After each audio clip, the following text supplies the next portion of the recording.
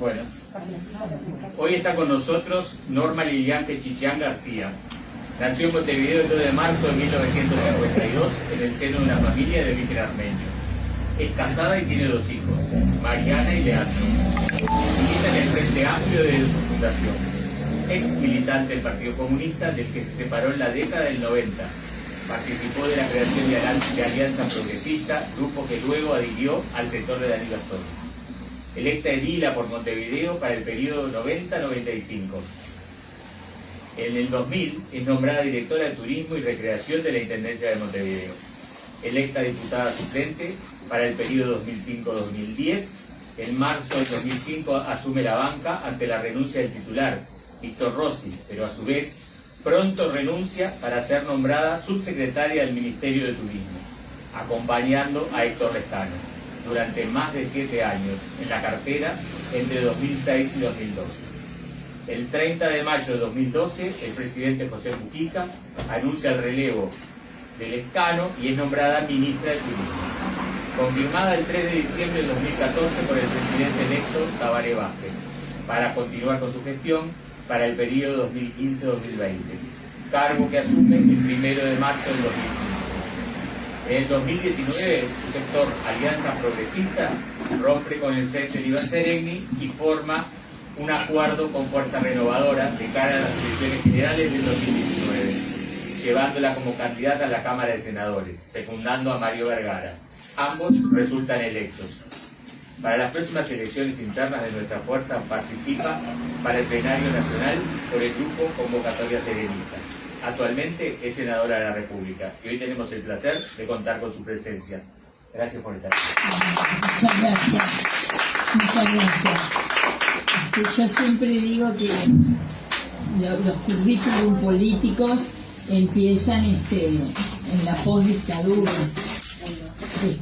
Aunque fui fundadora del Frente Amplio y siempre me gusta resaltar que también fui una militante en la dictadura, una militante clandestina en la dictadura, porque creo que es una parte todavía de la historia de la izquierda no muy reconocida. Es decir, todos sabemos de nuestros presos políticos, todos sabemos del exilio que vivieron los uruguayos, pero de la resistencia a la dictadura se sabe poco, y es una parte de la que yo siento mucho orgullo, que me permitió conocer a las mejores personas que yo he conocido en la política, que resistieron todo, que no cantaron, que nosotros pudimos seguir militando, porque hubo compañeros que, esos héroes anónimos que a veces poca gente conoce, y yo me encargo siempre de rescatarlos. Me parece que todavía hay una deuda de la izquierda con esa historia, que para una fuerza política que tenía 1 año y medio de vida, la dictadura vino sin duda con uno de los objetivos, que era sacar del medio y de la faz de la tierra al Frente Amplio y a la izquierda organizada, y ni que hablar a los trabajadores, cosa que no pudieron, y creo que esa fortaleza de esos 50 años que el Frente acaba de cumplir tienen que ver también con ese pacto de sangre que yo creo que hemos hecho muchos de los que venimos de la fundación del Frente.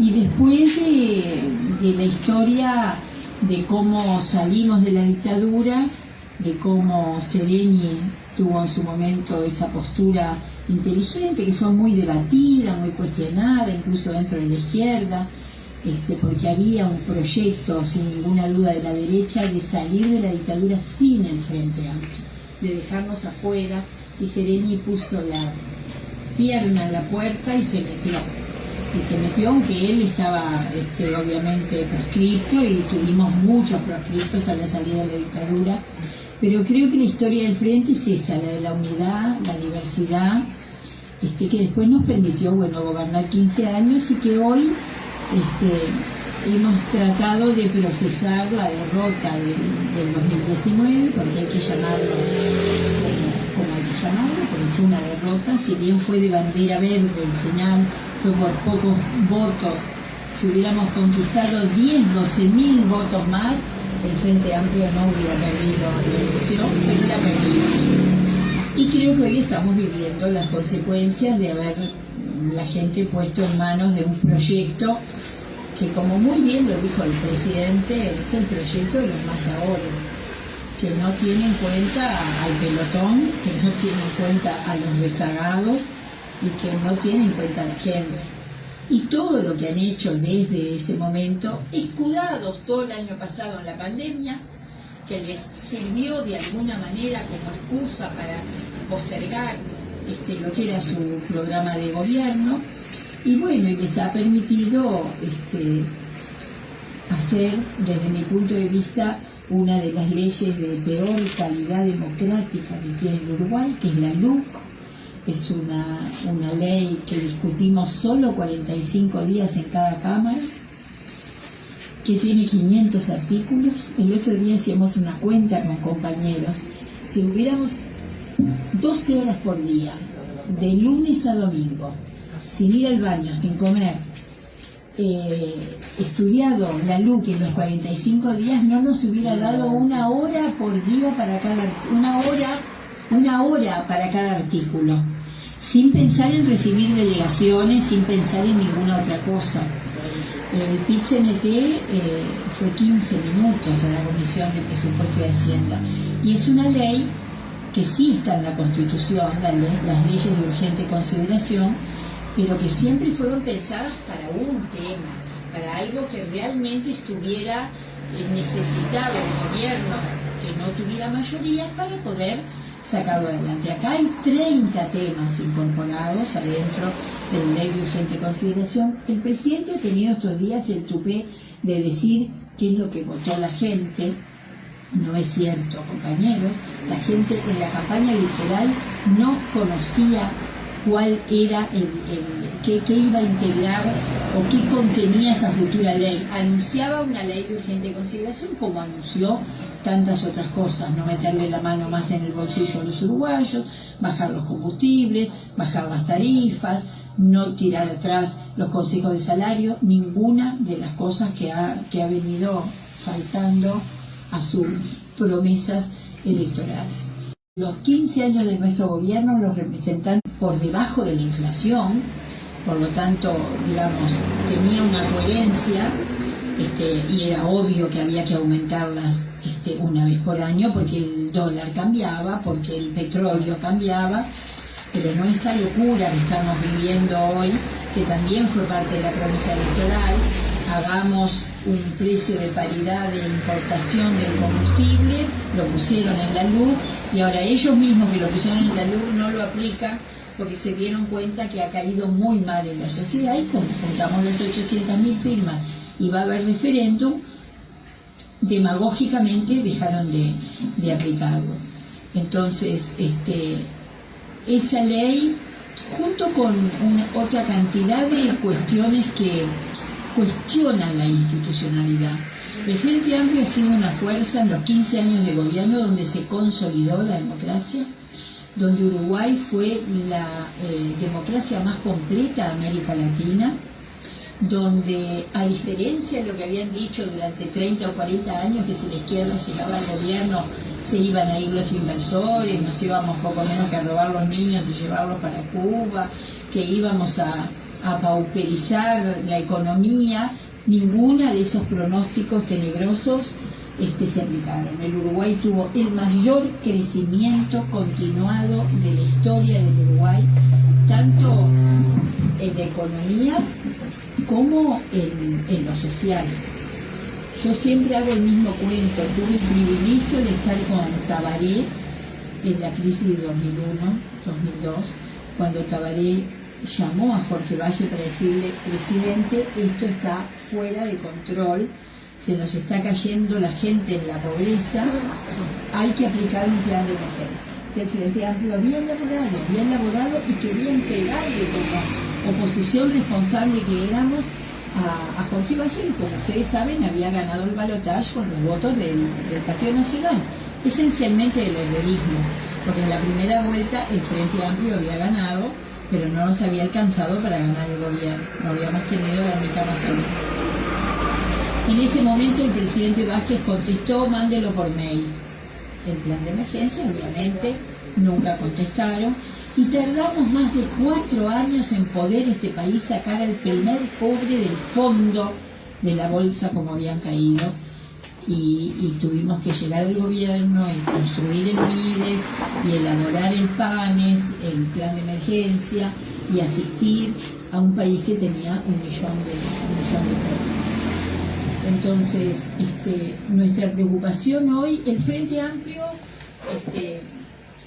después de la derrota se planteó una agenda que vamos a terminar el 5 de diciembre con las elecciones, que comenzaba por los documentos elaborados de crítica y de autocrítica, que cualquier fuerza política que pierde el gobierno después de 15 años debía hacer, y lo hicimos.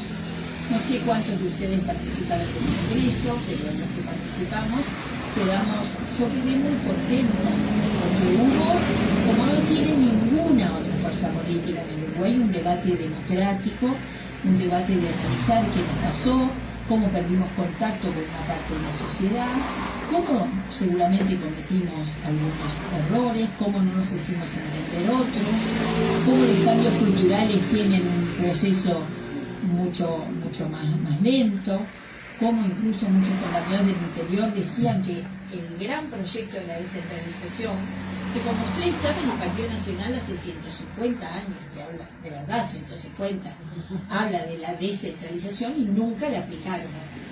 Tuvo que llegar Tabaré en el 2005 a elaborar el primer proyecto de descentralización. Pero es cierto también que los municipios, especialmente en el interior del país, algunos han sido la reproducción de lo peor de la política, del clientelismo, del caudillismo. Es decir, no hemos podido lograr que la gente se apropiara de las conquistas o de los debes para reclamarlos. Pero de cualquier manera la transformación de nuestros gobiernos fue la mayor, yo creo, después del vallismo, después de aquellos años de impulso de Valle, que indudablemente... Y los actores siguen siendo los mismos, compañeros. Es decir, cuando Valle tuvo aquel impulso, las 8 horas, los trabajadores, las empresas públicas, el monopolio de ANCAP, la construcción de la Rambla. Mire, hace pocos días estuve leyendo una historia de cómo había peleado el gobierno de Valle para construir la Rambla de Montevideo. Y los mismos actores, por ejemplo, la Asociación Rural se quejaba y decía: con nuestro dinero lo están gastando en una obra que va a ser para que las sirvientas vayan a tomar mate con los novios a la Rambla de Montevideo. Escuchen lo que decía el herrerismo y la Asociación Rural, los mismos. Ahora dicen lo mismo delante de mucho.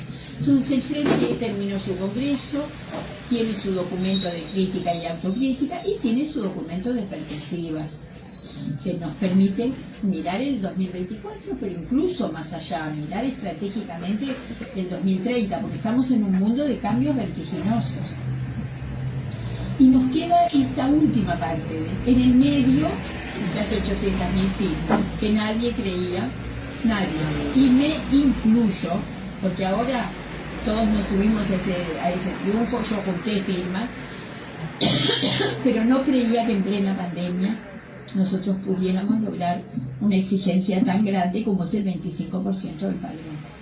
Es el referéndum que conquistó más cantidad de firmas en la historia de los referéndums del Uruguay. Y eso creo que sacudió la escena política, sin ninguna duda.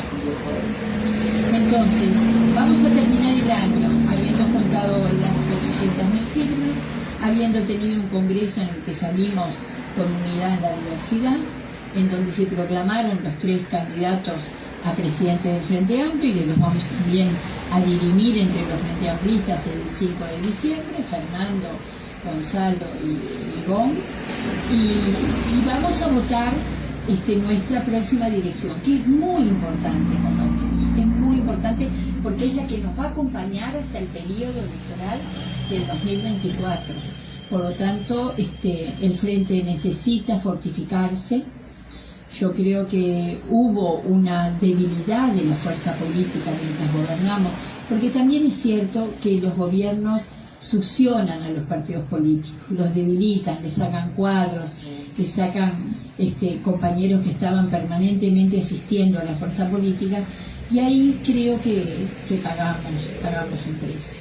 Más allá de otras cuestiones éticas, en donde la izquierda sí, siempre tuvimos claro que cualquier error nos lo podían perdonar, pero los errores éticos a nosotros nos los iban a cobrar mucho. Y está bien, miren, yo creo que está bien, porque nosotros esa bandera la tenemos que seguir levantando muy alto.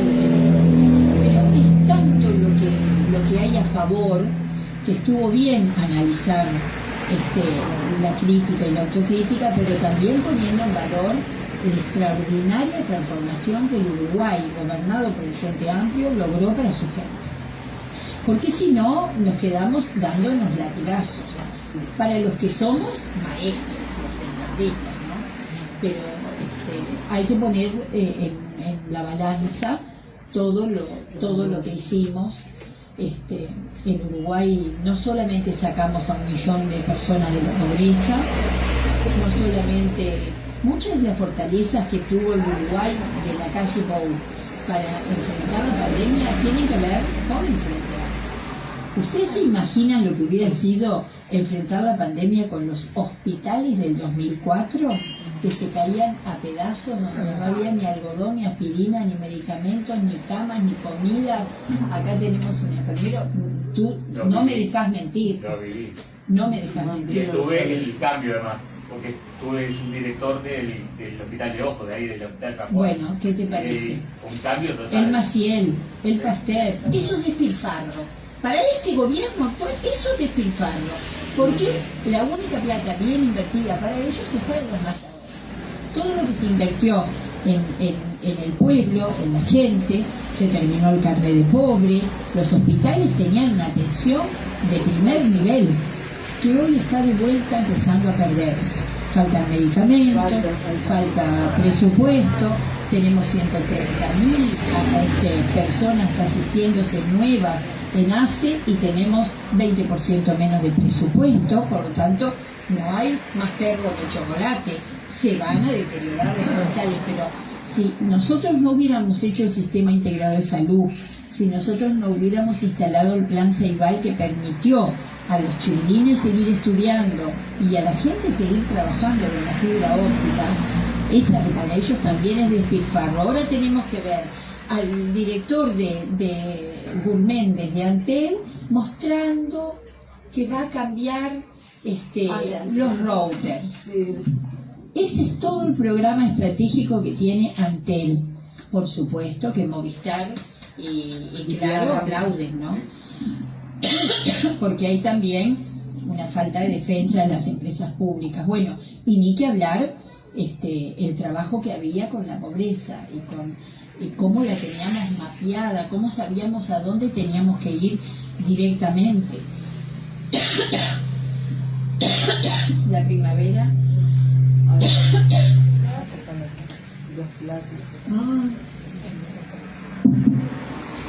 Es decir, si no hubiéramos tenido, nosotros hablamos mucho con otros parlamentarios de América Latina y nadie puede creer que en el Uruguay apenas apareció el COVID, nosotros sabíamos dónde estaba la gente más vulnerable y la podíamos atender porque veníamos trabajando con ellos hacía mucho tiempo. Miren, compañeros, todo eso se está desmantelando. El Uruguay Trabajo, los hogares, las políticas sociales, las canastas, todo ha pasado a manos de las intendencias para financiar nuevamente el clientelismo, para dársela al amigo. Tenemos ahora en el Parlamento la destitución del alcalde de Florencio Sánchez con justamente un uso indebido de los recursos. Entonces, termina la elección del Frente o junto a esta campaña tenemos el enorme desafío de ganar el referéndum. Y para ganar el referéndum precisamos 400.000 votos más de las firmas que conquistamos. Es decir, precisamos 1.200.000 votos. Yo creo que es absolutamente posible. Yo creo que hay que hablar mucho con la gente, porque es cierto que el debate es difícil. Porque no se puede debatir sobre 135 artículos, por lo tanto tenemos que ver ejes temáticos y empezar a desmontar algunas de las mentiras que ellos dicen que nosotros decimos y que nosotros tenemos certeza de que ellos han hecho spots publicitarios hablando de artículos que no están incluidos en la derogación de los 135. Por ejemplo, el de las adopciones. Nosotros vamos a votar, lo votamos y no está sujeto a referéndum que el proceso de adopción baje de 5 años a una cifra más acorde a lo que se tiene entre manos, ¿verdad? Lo que no estamos de acuerdo, y sí sometemos a referéndum, es que eso no lo siga haciendo el INAU, que es el organismo especializado, que es el organismo que tiene los psicólogos, los asistentes sociales, que le hacen seguimiento a los niños. Bueno, ahora la ley lo pone en manos de un juez, solito, y su alma. Y quién sabe qué otras cosas. Por lo tanto, miente. Por lo tanto, miente. Y cuando ellos dicen que nosotros mentimos porque decimos que se privatiza la educación, miren, compañeros, en los gobiernos del Frente Amplio se creó un sistema de educación pública que incluía a la UDELAR, nuestra universidad, a todos los consejos desconcentrados que hoy no tienen más representantes de los docentes, y también la LUC es de las cosas que queremos derogar, y las universidades privadas que nunca las negamos. Nosotros no somos pedallines, nosotros somos gente sensata que para gobernar sabía que había que también analizar la realidad, aceptarla y transformarla en lo que pudiéramos. Bueno, hoy eso está totalmente desequilibrado. La UDELAR tiene solamente 1/3, no es más Sistema Nacional de Educación Pública, es Sistema Nacional de Educación. Y todos los demás espacios los está ocupando la educación privada. ¿Eso qué es? Eso es darle en bandeja un suculento cantidad de niños que seguramente puedan optar por la educación privada.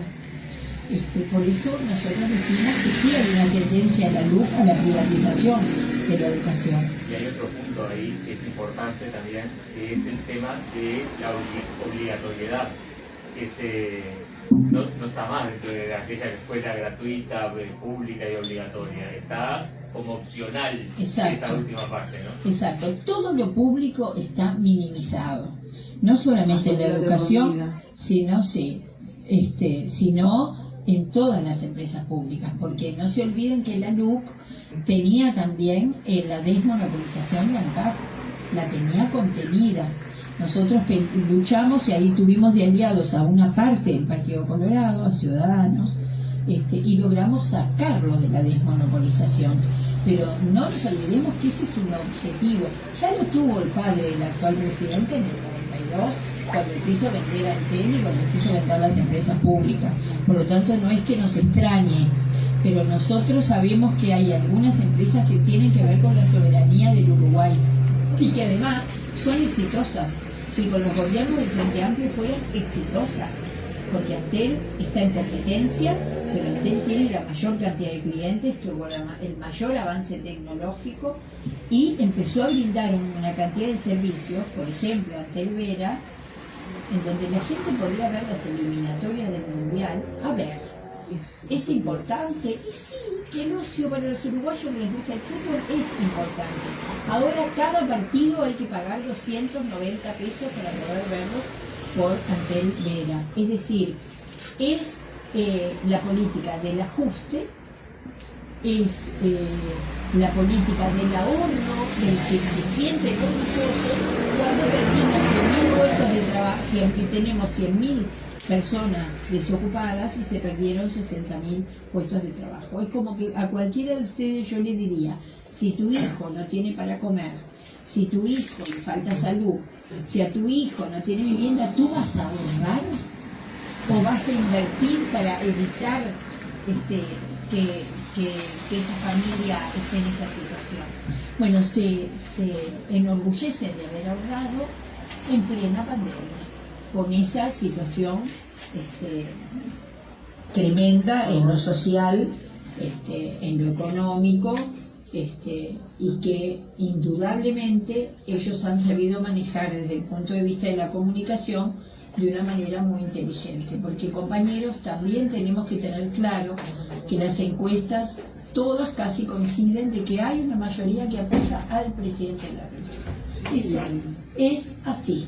No lo neguemos porque nos estaríamos equivocando, sino analicemos cómo nosotros tenemos que comunicar. También es cierto que todas las últimas elecciones donde el gobierno metió la mano en el sindicato médico, fue escandaloso, recibiendo a la candidata, a la doctora Hermerista, candidata de la comisión, perdió, y el discurso de todo el Partido Nacional era contra la FOSALVA, que es la histórica lista donde la gente de izquierda se ha expresado en el sindicato médico, y ustedes se acuerdan que hubo una campaña contra el sindicato médico muy tremenda.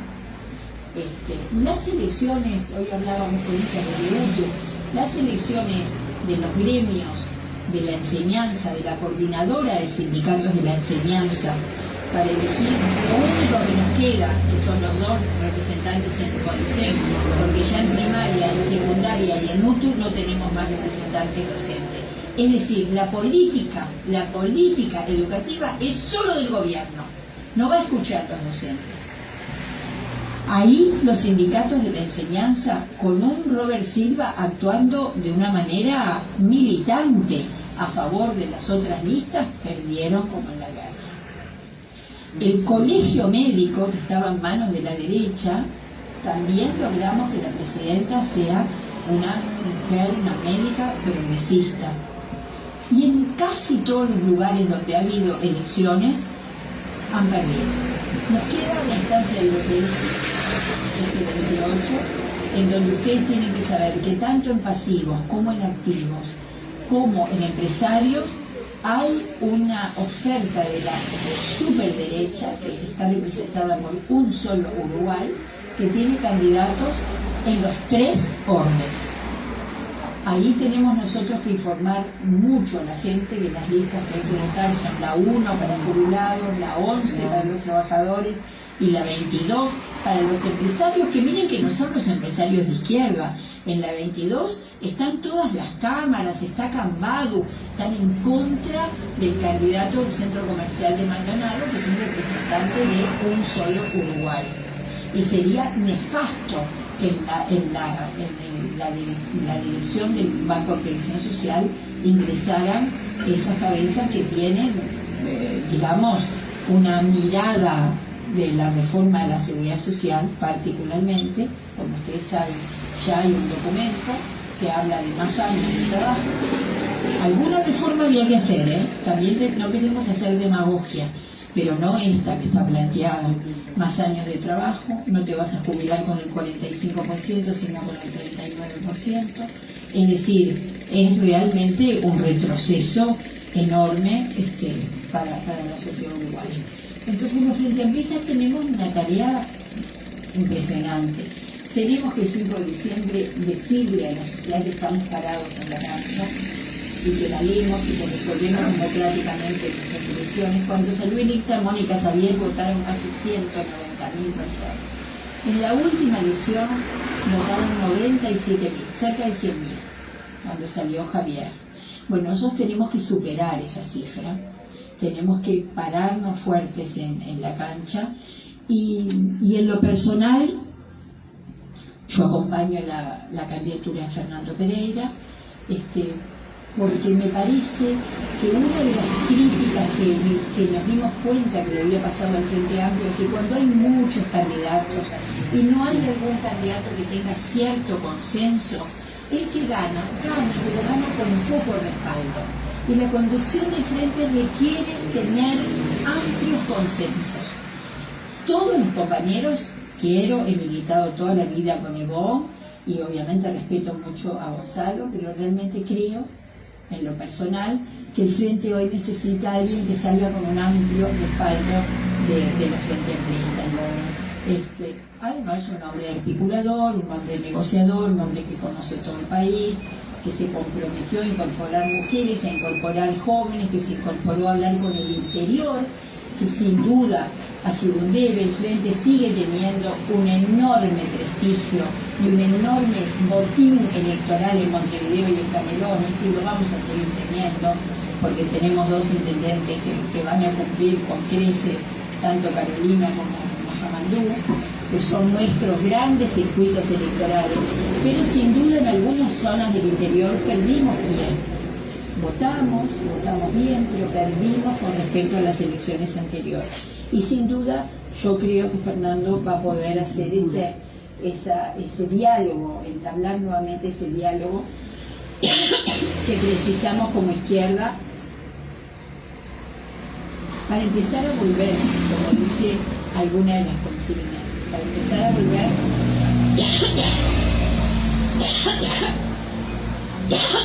quiere decir ir preparándonos para un 2024 que nos va a exigir mucho, porque además vamos a encontrar un país con un enorme retroceso.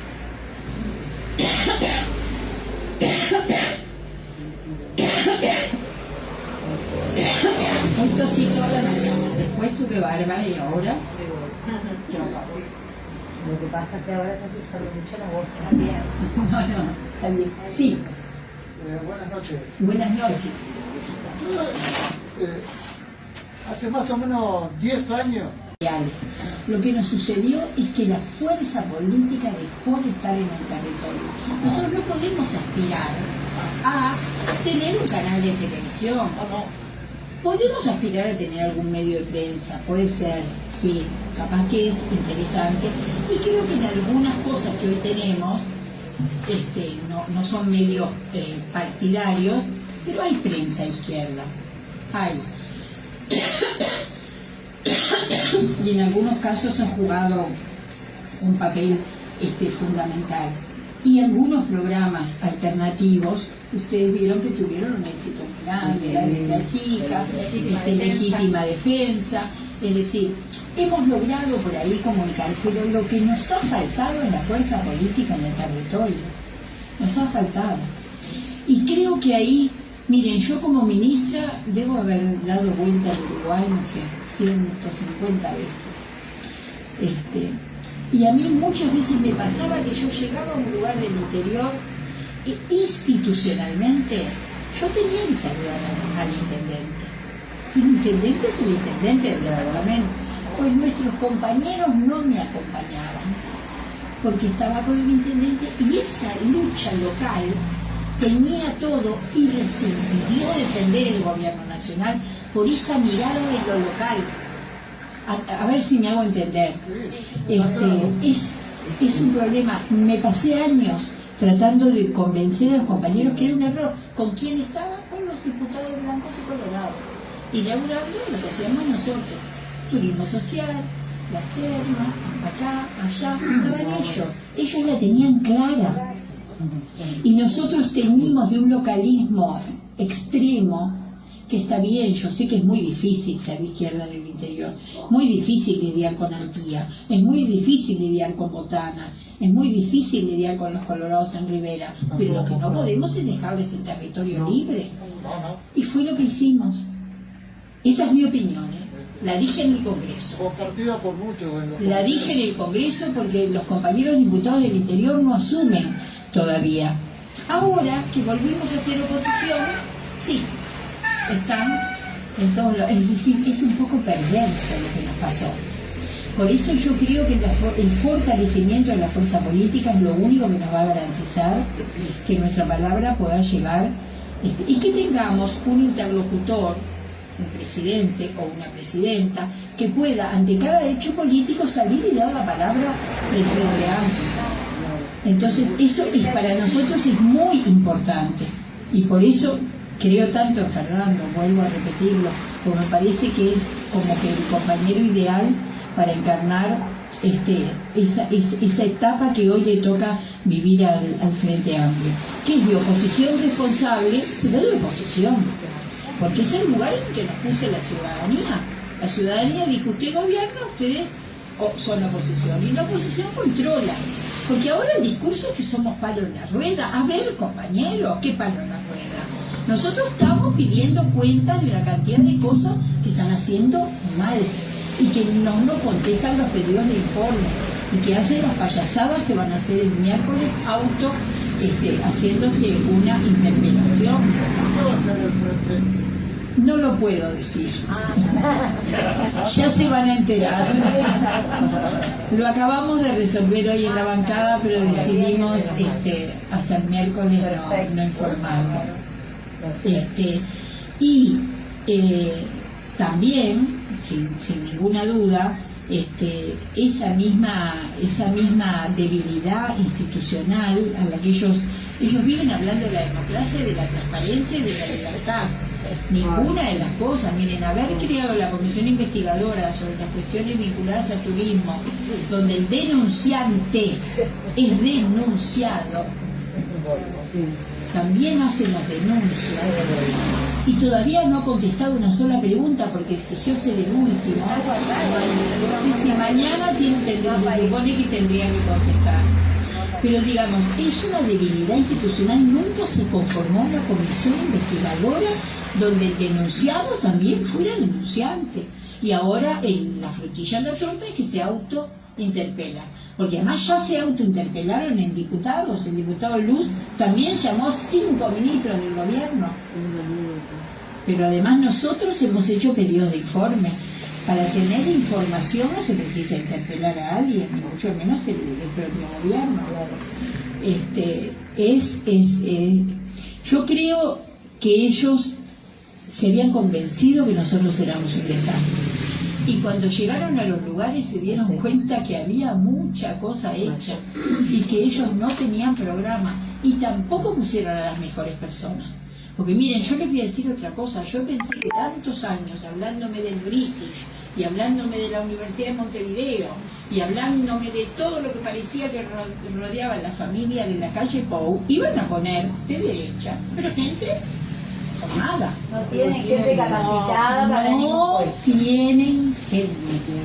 Miren, hay en algunos organismos del Estado que me dan ganas de llorar con respecto a lo que nosotros teníamos. Realmente, nosotros tuvimos todo cero faltazote, como decía mi mamá maestra. No fuimos todos cero faltazote, pero la verdad que muy superior a cómo encaramos tanto en la contracción al trabajo.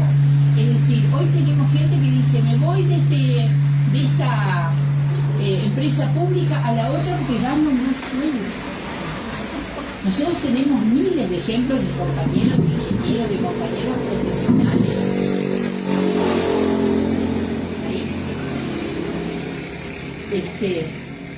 que sacrificaron buena parte de sus ingresos para ir a ganar mucho menos en el Estado. Por supuesto que es mucho más de lo que gana un trabajador y no es para quejarse, pero también hay que... Esto es mío. Debe suceder. Estoy en un comité, en una charla. Es la señora. El último silencio. Bueno, te llamo cuando termine. Beso.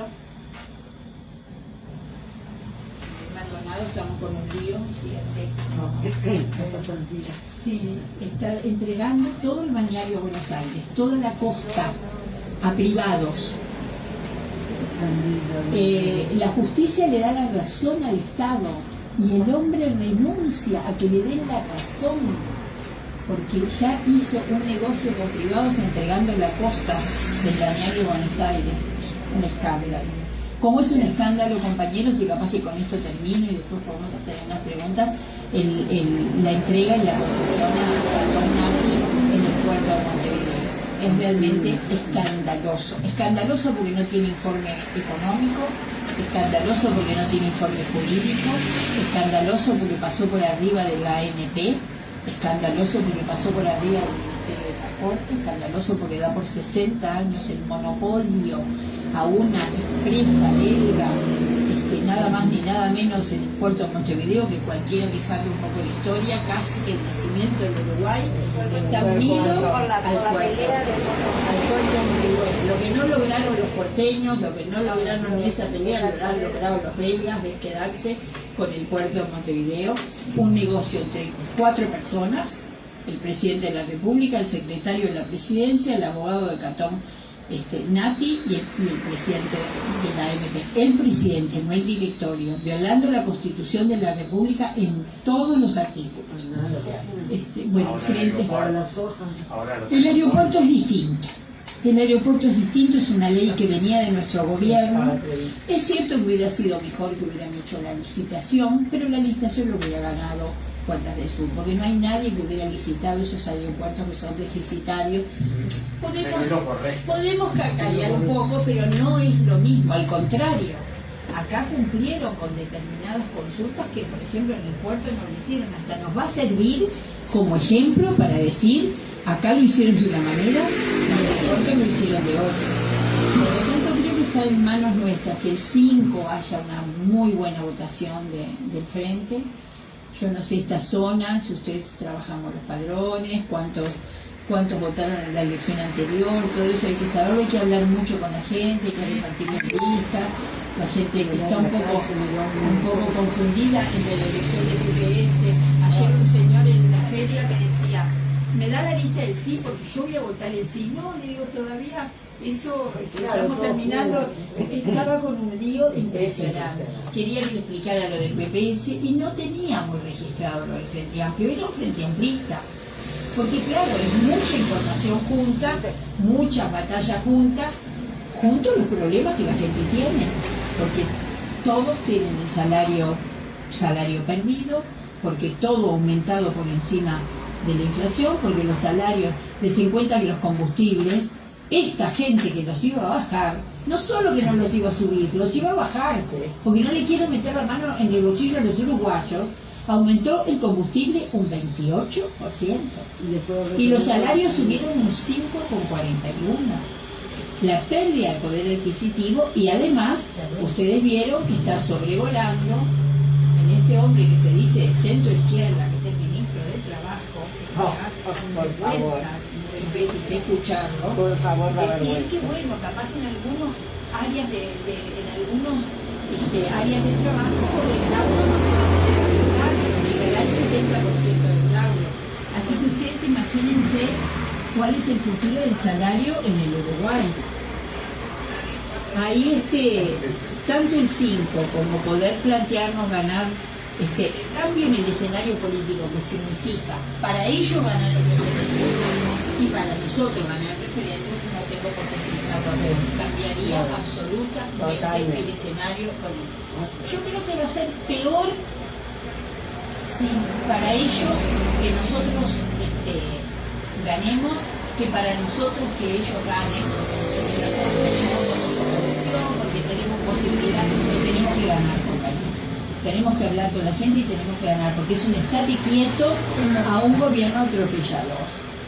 Yo no lo puedo definir de otra manera, atropellador, que se ha pasado por arriba el Parlamento, que se ha pasado por arriba el escuchar a los sindicatos, que obviamente hacen desarrollo de los Maya Oro, que está claro para quien quiere gobernar. En el único momento donde no aumentó el combustible fue porque había cosecha de soja y los sojeros le pidieron darle un poquito más de aire, ¿entienden? Y otros le ponían más a la soja.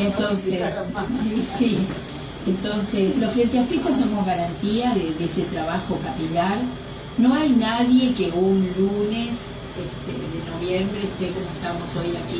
No hay otra fuerza política que pueda juntar a la gente, conversar, debatir y después salir a militar por convicción, no por un cargo, por convicción, porque eso fue lo emocionante de los 800.000 firmas. Hubo gente atrás de esa mesa que estaba militando por la convicción de que había que juntar las firmas para parar a este gobierno, por convicción.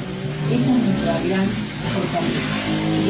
muchas gracias por la invitación. Estoy a las órdenes si quieren algunas preguntas, estoy a las órdenes. Menos de fútbol, porque soy hincha de Defensor y estamos peor que nunca. Menos de fútbol, contesto de todo. Tengo una duda, Sí, porque se dicen tantas cosas que al final uno no sabe si es verdad o es mentira. El hombre de los 100.000 puestos de trabajo. ¿Dónde está? ¿Concurre al Parlamento o no está en el Uruguay? no, la mayor parte del tiempo no ha estado en el país. Ha estado en Niza con su esposa que está en Europa. Pero Y cuando va al Parlamento va solamente a las sesiones, casi no va a las comisiones y no aporta absolutamente nada. Nada. Pero ha perdido casi todos sus diputados. No le queda nada. Aporta. Bueno, seguramente. Seguramente. Ahora está dedicado al fútbol. Va a comprar un club de fútbol en Uruguay. Ah, eso lo Va a comprar un club de fútbol. De eso habla. Yo te quería